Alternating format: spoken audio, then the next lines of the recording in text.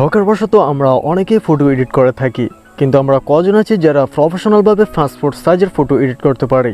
দেন আজকের ভিডিওটি কন্টিনিউ করলে জানতে পারবেন কিভাবে মোবাইল ফোনের মাধ্যমে পাসপোর্ট সাইজের ফটো এডিট করতে হয়।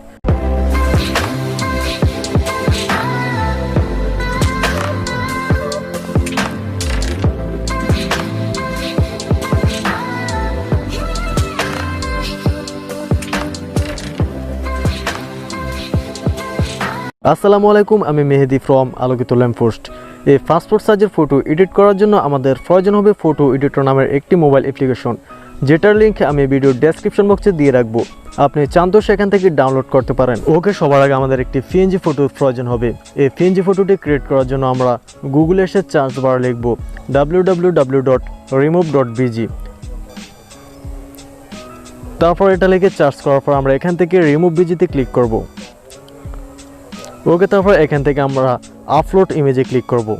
দেন এখান থেকে আমাদের গ্যালারি থেকে যে কোনো একটি ফটো সিলেক্ট করে দিব। ওকে, তারপর দেখুন ফটোর ব্যাকগ্রাউন্ডে কিন্তু খুব অল্প সময়ে রিমুভ হয়ে গেছে। তারপর এখান থেকে আমরা এটাকে ডাউনলোড করে নিব।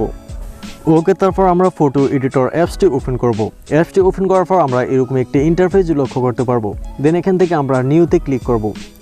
ওকে, তারপর এখান থেকে আমরা ওয়াট লিখবো 1.5, তারপর হাইট লিখবো 1.9। এটা হচ্ছে পাসপোর্ট সাইজ ফটোর সাইজ। তারপর এখান থেকে আমরা ব্যাকগ্রাউন্ডের কালারটি নীল করে দিব। দেন সর্বশেষে আমরা এখান থেকে ওকেতে ক্লিক করে দিব।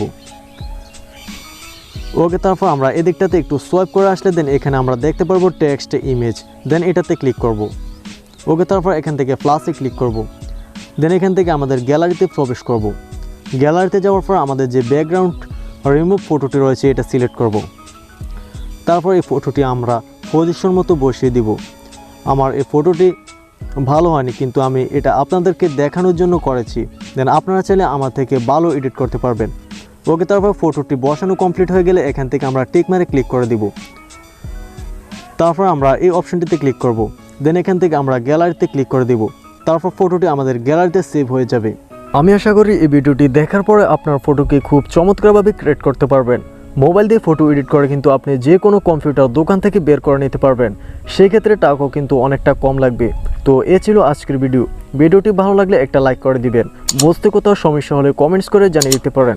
আপনি যদি চ্যানেলে নতুন হয়ে থাকেন তাহলে চ্যানেলটিকে সাবস্ক্রাইব করে রাখুন এবং পরবর্তী ভিডিওগুলো সবার আগে পাওয়ার জন্য পাশের বেল আইকনটি বাজিয়ে দিন। কথা হবে পরবর্তী কোনো ভিডিওতে। সে পর্যন্ত সবাই অনেক ভালো থাকুন। আল্লাহ হাফেজ।